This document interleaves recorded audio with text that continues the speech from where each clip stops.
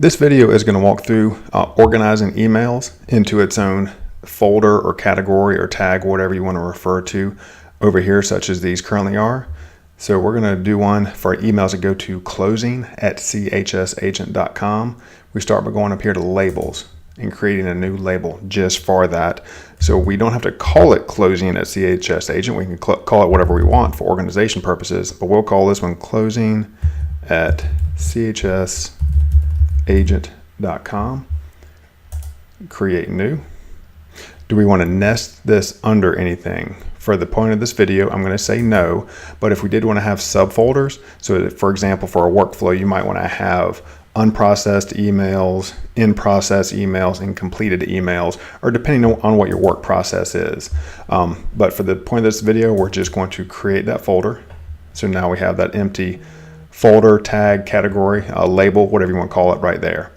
Now what we have to do is teach Gmail that that's where we want certain emails to go. So if we search for closing at chsagent.com, hit enter.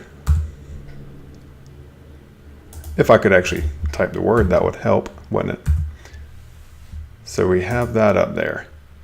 Now what we need to do is, there we go, click that arrow on the right. Sorry for the clumsiness there. Decide what exactly we want this filter to, how we want it to work.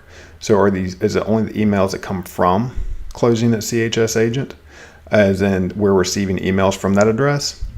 Do we only want it to be emails that are sent to closing at CHS Agent, such as if we receive emails forwarded to closing at CHS Agent, or just has that in there? So again, this can be done in a couple different ways. You might have to test a couple different ways or create a couple different filters to make sure it's capturing all the emails you want.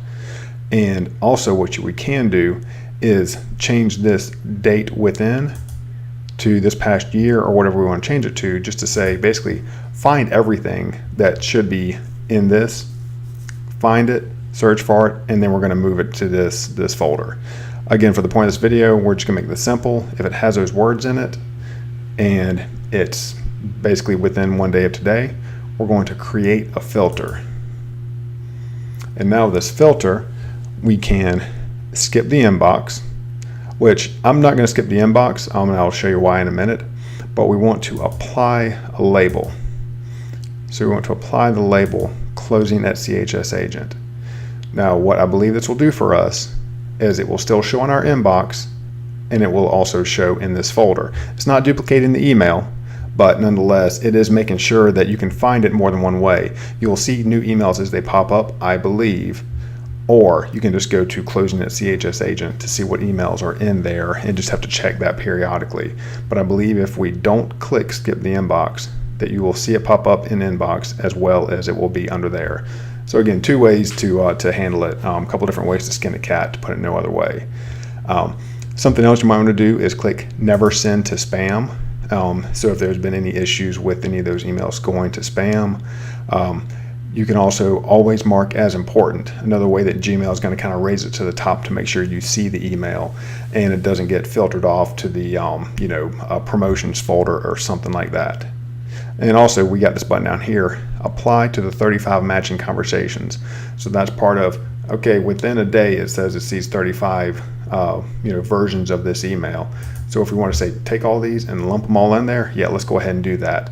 If we don't click that, it'll just be from this point forward. So basically from today on into the future, it will apply this filter. Hit create filter and it will start shoving all those emails into that folder.